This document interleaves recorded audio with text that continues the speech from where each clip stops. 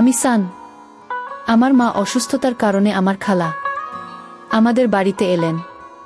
তিনি আমাদের পরিবারের প্রতি অত্যন্ত যত্নবান ছিলেন। আমার খালার নাম নুসরাত। রাতে তিনি বাবার ঘরে গিয়ে কিছু সময় কাটাতেন। কখনো সেখানে মিষ্টি হাসির শব্দ শোনা যেত। খালা সত্যিই অত্যন্ত সুন্দরী ছিলেন। একদিন যখন বাবা অফিসে ছিলেন, খালা আমার ঘরে এলেন। তার সৌন্দর্যে আমি মুগ্ধ হয়েছিলাম। সেদিন তিনি একটি সুন্দর নাইট ড্রেস পরে এসেছিলেন। নাইটি ড্রেসের ফাঁক দিয়ে খালার শরীরের ফিগার দেখা যাচ্ছিল। আমি নিজেকে সামলে রাখতে পারছিলাম না। তাই আমি খালাকে বলেছিলাম, খালা, আমি চাই আপনাকে খুশি রাখতে। এই বলে আমি খালার দিকে এগিয়ে গেলাম। যখন আমি তার কাছে এগিয়ে গেলাম, তিনি অবাক হয়ে গেলেন। আমি বললাম, খালা, আপনি অনেক সুন্দর। আমার নাম সান এবং আমার বয়স 20-19। 1 মাস আগে আমার মা অসুস্থ হলেন। যখন মা অসুস্থ ছিলেন এবং প্রায় 18 দিন হাসপাতালে ভর্তি ছিলেন, তখন খালা আমাদের অনেক সাহায্য করেছিলেন। খালা মার ছোটবেলার বন্ধু ছিলেন এবং দেখতে মার চেয়ে অনেক সুন্দর ছিলেন। সেই সময় তিনি মায়ের পাশাপাশি থাকতেন এবং আমাদের সবার খেয়াল রেখেছিলেন। একদিন রাতে ডিনার শেষে বাবা আমাকে নিজের রুমে যেতে বললেন, কিন্তু আমি বাবার ফোনটি নিয়ে খেলা করছিলাম। তাই বলে বাবার কথা শুনিনি। তাই বাবা আমাকে অনেক বোকা দিয়েছিল। আমি ফোন রেখে যখন হোল রুমে যেয়ে বসি, তখন হঠাৎ দেখলাম বাবা খালাকে তার রুম ডাকলেন।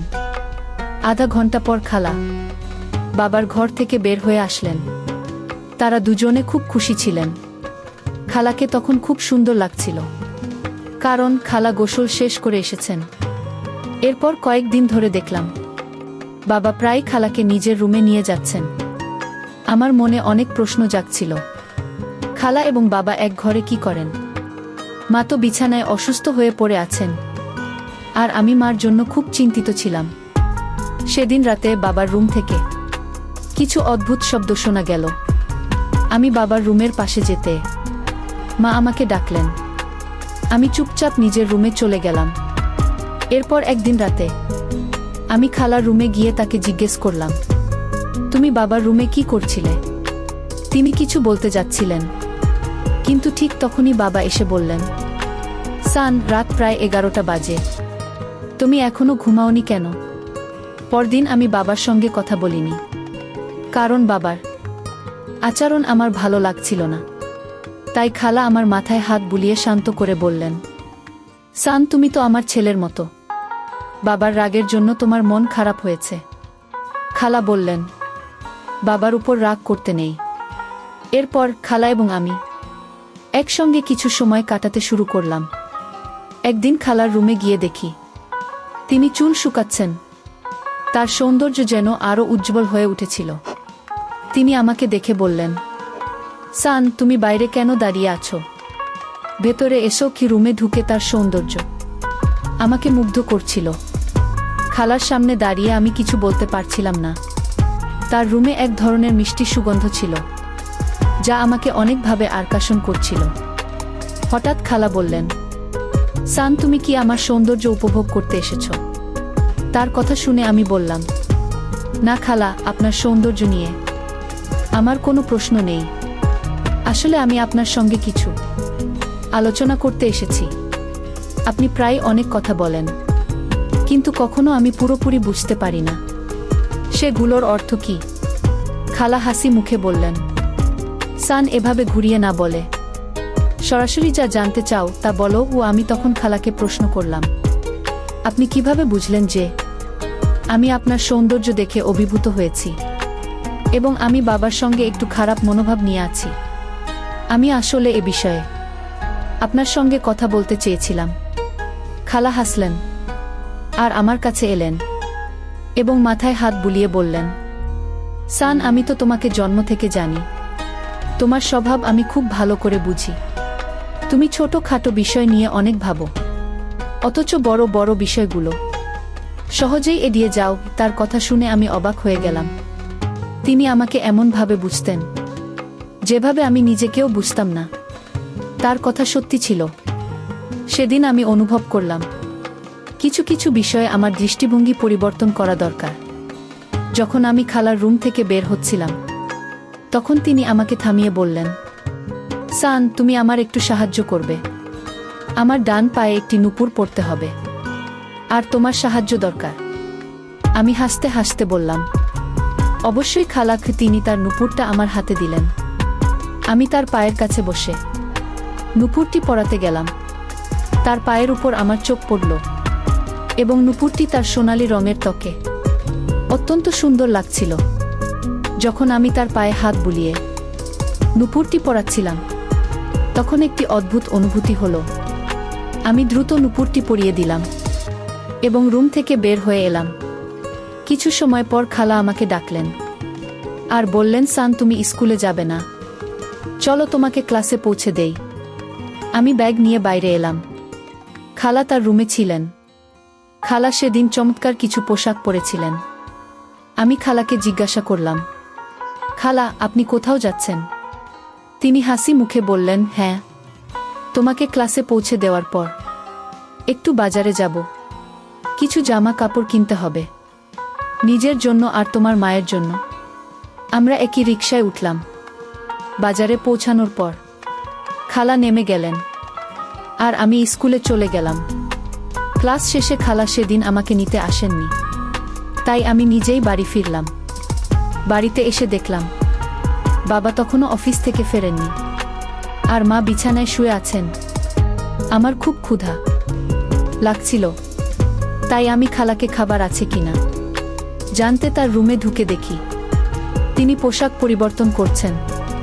তার রুমের দরজা সাধারণত খোলা থাকত। আমি খালার ফিগার দেখে নিজকে আর সামলে রাখতে পারলাম না, আর তাই খালার রুমে ঢুকে গেলাম। তিনি আমাকে দেখে কোনোভাবেই অস্বাভাবিক কিছু করলেন না। আমার মনে হলো খালা এটার জন্য অপেক্ষা করছিলেন। সেদিন খালা নতুন কেনা একটি পোশাক পরা অবস্থায় আয়নায় নিজেকে দেখছিলেন। খালা আমাকে বললেন, সান, দুপুরে বাজার থেকে কিছু পোশাক কিনেছি, এর মধ্যে কোনোটা তোমার ভালো লাগে? আমাকে তার বিছানায় বসিয়ে তিনি একের পর এক পোশাক বদলাতে লাগলেন, আর আমাকে তার শরীরের ফিগার দেখাচ্ছিলেন। যখন তিনি শেষবার পোশাক পরিবর্তনের জন্য বাথরুমে গেলেন, হঠাৎ তার চিৎকার শুনলাম। আমি দ্রুত বাথরুমে গিয়ে দেখি তিনি পানির ট্যাপ চালু করে ফেলেছেন এবং পুরোপুরি ভিজে গেলেন।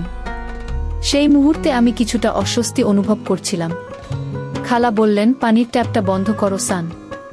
কিন্তু আমি তার কথায় পুরোপুরি মনোযোগ দিতে পারছিলাম না। তার অঙ্গ দেখে আমি পাগল হয়ে গেছিলাম। শেষে খালা নিজেই পানির ট্যাপ বন্ধ করলেন। আমি অবাক হয়ে তার দিকে তাকিয়েছিলাম। ভেজা পোশাকে খালাকে অসাধারণ লাগছিল। বাথরুম থেকে বের হয়ে শুনলাম বাবার আওয়াজ আসছে। আমি দ্রুত খালার রুম থেকে বের হয়ে নিজের রুমে চলে গেলাম। যাওয়ার সময় খালা বললেন, সান, আমাকে ভুলে যেও না। আমার পোশাকগুলো নিয়ে তোমার মতামত দিও। আমি ফিরে বললাম, খালা, আপনাকে আজকে সবচেয়ে সুন্দর লাগছে। সেদিন রাতে ডিনার শেষে আমি দ্রুত নিজের রুমে চলে গেলাম, কিন্তু ঘুমাতে পারছিলাম না। মনে হচ্ছিল আমাদের বাড়িতে কিছু অস্বাভাবিক ঘটনা ঘটছে। রাতের নির্জনতায় আমি মায়ের রুমের দিকে তাকিয়ে দেখি দরজা সামান্য খোলা, বাবা কোথাও নেই। খালার রুমের দিকেও চোখ গেল, তার দরজাও খোলা।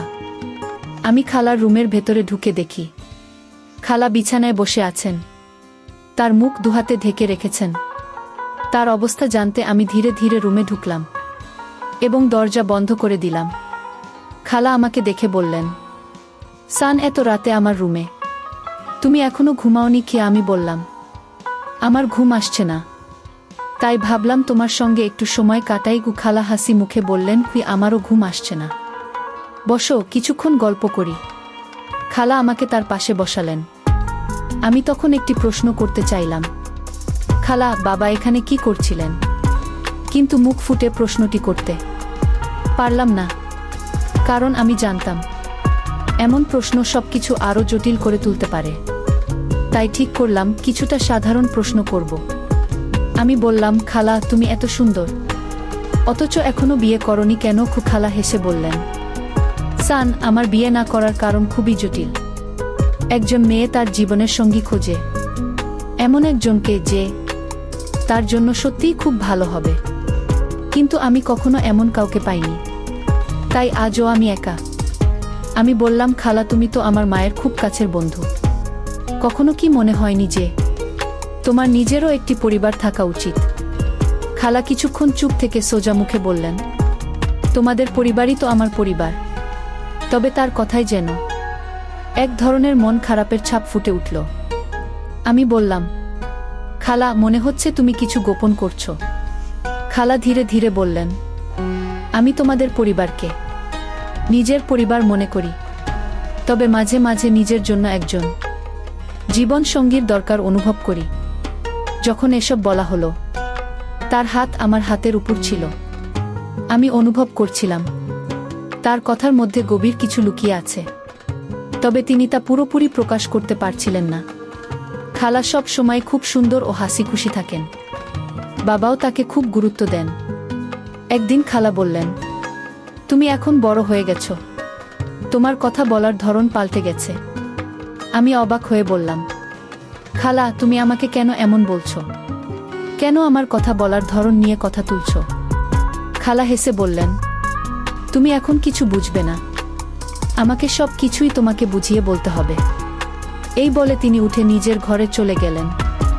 কিছুক্ষণ পর খালা ফিরে এলেন, তার হাতে গরম দুধের গ্লাস। তিনি আমার দিকে গ্লাস বাড়িয়ে দিয়ে বললেন, তুমি সত্যিই বড় হয়ে গেছো। এই বলে আমাকে একটা ট্যাবলেট দিলেন, আর বলেন, এই ট্যাবলেটটা খেয়ে নাও, তোমার ভালো লাগবে। আমি কিছু না ভেবে ট্যাবলেটই খেয়ে নিলাম। কিছুক্ষণ পর আমি নিজেকে অন্যরকম মনে করলাম। তারপর খালা আবেগ নিয়ে আমাকে জড়িয়ে ধরলেন। আমি কিছুটা বিভ্রান্ত হয়ে পড়লাম এবং ভাবছিলাম কি করা উচিত, কিন্তু আমি বেহুশ হয়ে গেলাম। আমি ঘুমিয়ে পড়লাম। সকালে ঘুম থেকে উঠে দেখলাম খালা আমার পাশে শুয়ে আছেন। তিনি ছোট একটি পোশাক পরেছিলেন। আমি খালার শরীরের উপর শুয়েছিলাম। আমি তাড়াহুড়ো করে বাইরে গেলাম। বাবা ইতিমধ্যেই অফিসে চলে গিয়েছিলেন। দুপুরে খালার ঘরে গেলাম। তিনি তখনও প্রস্তুত হয়ে ফোনে কিছু দেখছিলেন। আমি কাছে যেতেই তিনি থামিয়ে বললেন, তোমার আগে একটি কাজ করতে হবে। তুমি তোমার বাবাকে আমাকে বিয়ে করতে রাজি করাবে। তোমার বাবার একজন ভালো জীবন সঙ্গীর দরকার এবং তোমার দেখভালের জন্য একজন মা দরকার। আমি এই বাড়িতে স্থায়ী হলে তোমার এবং তোমার পরিবারের জন্য ভালো কিছু করতে পারবো। খালা বললেন, আমি তোমার বাবাকে সবসময় সুখী রাখব। তুমি তো এখন বড় হয়ে গেছো, নিশ্চয়ই বুঝতে পারছো তোমার বাবার একাকিত্ব কেমন। খালা খুবই বুদ্ধিমতী ছিলেন। তিনি শুধু আমাকে নয়, বাবাকেও সুখী রাখতে চাইছিলেন। আমি বললাম, খালা, আমি তোমাকে কখনো আমার মায়ের মতো দেখতে চাই না। খালা হঠাৎ কঠিন সুরে বললেন, তুমি যদি তোমার বাবাকে আমাকে বিয়ে করার কথা না বলো, তবে রাতে যা কিছু ঘটেছে তা সব কিছু বাবাকে জানিয়ে দেব। আমি এই কথা শুনে হেসে উঠলাম। খালা কিছুটা অবাক হয়ে বললেন, তুমি হাসছো কেন? আমি বললাম, খালা, তুমি বাবাকে কি জানিয়ে দেবে? তখন খালা তার মোবাইলটা বের করে আমাকে দেখালেন সেদিন রাতে খালার আর আমার খেলা করার ভিডিও, যা দেখে আমি অবাক হয়ে গেলাম। এত কিছু কিভাবে হলো? আমি বললাম, যদি তুমি বাবাকে কিছু বলো, তবে তিনি তোমার কথা বিশ্বাস করবেন না, বরং তিনি তোমাকে এই বাড়ি থেকে বের করে দেবেন। এরপর রাগের মাথায় আমি বাবাকে ফোন করতে যাচ্ছিলাম। ঠিক সেই সময় বাবা খালার ঘরে এসে উপস্থিত হন। খালা বাবাকে সবকিছু বোঝানোর চেষ্টা করলেন, কিন্তু বাবা খালার কোনো কথায় বিশ্বাস করলেন না। বাবা স্পষ্টভাবে বললেন, সান সবকিছু জানে। তুমি এখানে কেন এবং কি জন্য এসেছো? সে জানে তুমি তোমার স্বার্থে সানকেও ব্যবহার করতে চাও। আমি বারবার বাবা ও খালাকে একসঙ্গে দেখছিলাম। একদিন বাবাকে সরাসরি জিজ্ঞাসা করলাম, তুমি খালার সঙ্গে ঘরে কি করো? বাবা শান্তভাবে উত্তর দিলেন, খালা রাতে তার মায়ের পোশাক পরাতে সাহায্য করে। তোমার মা খুবই অসুস্থ। রাতে অদ্ভুত শব্দগুলো মায়ের কষ্ট থেকেই আসতো। খালা ছিলেন মায়ের খুব ঘনিষ্ঠ বন্ধু, কিন্তু খালার বাবার প্রতি একতরফা ভালোবাসা ছিল। এই ভালোবাসার কারণে তিনি আজ পর্যন্ত বিয়ে করেননি। আমার মা এবং খালা খুব ভালো বন্ধু ছিলেন, কিন্তু বাবা কখনোই মায়ের কাছে খালার আসল উদ্দেশ্য প্রকাশ করেননি। বাবা চাননি তাদের বন্ধুত্ব নষ্ট হোক। তবে খালা একবারও ভাবেননি যে বন্ধুর অসুস্থতার সুযোগ নিয়ে নিজের স্বার্থসিদ্ধির চেষ্টা করা ঠিক নয়। কিন্তু মায়ের অবস্থা দিন দিন খারাপ হতে থাকলে খালা এক ষড়যন্ত্র রচনা করেন। তার উদ্দেশ্য ছিল বাবাকে বিয়ে করার জন্য চাপ দেওয়া। যখন বাবা বিয়েতে রাজি হলেন না, তখন খালা আমাকে ফাঁসানোর চেষ্টা করেন। আমি খুব ভয় পেয়েছিলাম, কারণ রাতে খালা আমার সাথে কিছু অনৈতিক কাজ করার চেষ্টা করেছিলেন। এই কারণে ফোন করে সবকিছু বাবাকে বলি। বাবা আমাকে শান্ত করে বললেন, সান, খালা তোমার সঙ্গে কিছু করেনি। তার ভালোবাসা আমার জন্য ছিল, আর সেই কারণেই সে তোমাকে ফাঁসানোর চেষ্টা করেছে। কিন্তু আমি তাকে সেটা করতে দিইনি। বাবা খুব বুদ্ধিমত্তার সঙ্গে আমাদের পরিবারকে রক্ষা করেছিলেন। খালা, যিনি বন্ধুর অসুস্থতাকে কেন্দ্র করে বাবার প্রতি ভালোবাসা দেখিয়েছিলেন, তার আসল উদ্দেশ্য কখনো সফল হয়নি। বাবা মায়ের পাশে ছিলেন এবং বন্ধুত্বের প্রকৃত মূল্য দেখিয়েছিলেন। বন্ধুত্বের প্রকৃত অর্থ হল পরস্পরের প্রতি সহানুভূতি। খালা মায়ের একনিষ্ঠ বন্ধু ছিলেন, কিন্তু সেই বন্ধুত্বের আড়ালে তিনি নিজের স্বার্থসিদ্ধির চেষ্টা করেছিলেন। এই গল্প আমাদের একটি মূল্যবান শিক্ষা দেয়।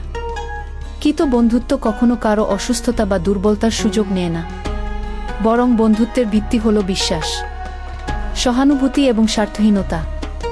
যখন আমরা কোনো বন্ধুর দুর্বল অবস্থায় তাকে সাহায্য করি, তখন সম্পর্ক আরও গভীর হয়। কিন্তু খালার আচরণ কৃত্রিম বন্ধুত্ব এবং স্বার্থপর তাকে প্রতিফলিত করে। বাবা তার অসুস্থ স্ত্রীর পাশে ছিলেন এবং পরিবারের বন্ধন রক্ষা করার জন্য সব কিছু করেছিলেন, যা পরিবার রক্ষা করতে হলে দায়িত্বশীল হওয়া দরকার। বাবার এই আচরণ পরিবারের প্রতি তার ভালোবাসা এবং দায়িত্ববোধের দৃষ্টান্ত। কুশাল ও তার বাবার চরিত্র আমাদের দেখায় প্রতিকূল পরিস্থিতিতেও কিভাবে মানসিক শক্তি ধরে রাখতে হয়। বাবা খালার অভিযোগের মুখে ধৈর্য ও বুদ্ধিমত্তা দিয়ে পরিস্থিতি সামলেছেন। এই গল্প আমাদের জীবনের নৈতিকতা, সততা এবং সম্পর্কের প্রতি দায়বদ্ধতার গুরুত্ব শেখায়। সত্যকে আঁকড়ে ধরা, অন্যায় প্রতিরোধ করা এবং সীমারেখা মেনে চলা আমাদের মূল্যবান শিক্ষা। বন্ধুরা, যদি এই গল্পটি আপনাদের ভালো লেগে থাকে, তবে ভিডিওটি লাইক করুন এবং আমাদের চ্যানেলটি সাবস্ক্রাইব করুন। পাশে থাকা বেল আইকনটি প্রেস করুন, যাতে আমরা যখনই নতুন ভিডিও আপলোড করি, তার নোটিফিকেশন সবার আগে আপনার কাছে পৌঁছায়। ধন্যবাদ। দেখা হবে আমাদের পরবর্তী ভিডিওতে। ততক্ষণ ভালো থাকুন, সুস্থ থাকুন। ধন্যবাদ।